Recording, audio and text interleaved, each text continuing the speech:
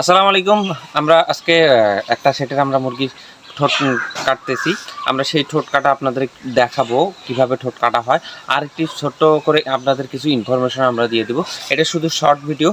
আমরা ফুল পূর্ণাঙ্গ ভিডিও বিস্তারিত বিষয় আমরা ভিডিও দিয়ে থাকবো। চলুন দেখানো যাক। আমার মুরগিও মূলত ৮০ দিনের পরে আমাদের মুরগির ঠোঁট কাটানো হয়। এই ঠোঁট কাটাটাই লাস্ট, এরপরে আর ঠোঁট কাটা হবে না। ঠোঁট কাটার মূল কারণ হচ্ছে কয়েকটি। একটি হচ্ছে খাবার খাওয়ার যাতে ওর সুবিধা হয়, দ্বিতীয়ত ওই ঠোঁটগুলা অনেক ধারালো হয়, সেই ঠোঁট দিয়ে মাঝে মধ্যে অন্যান্য মুরগির ক্ষতি করে থাকে।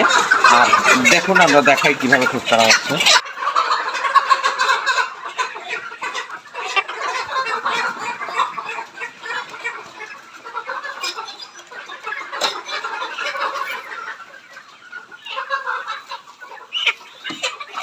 যে আমাদের কাছে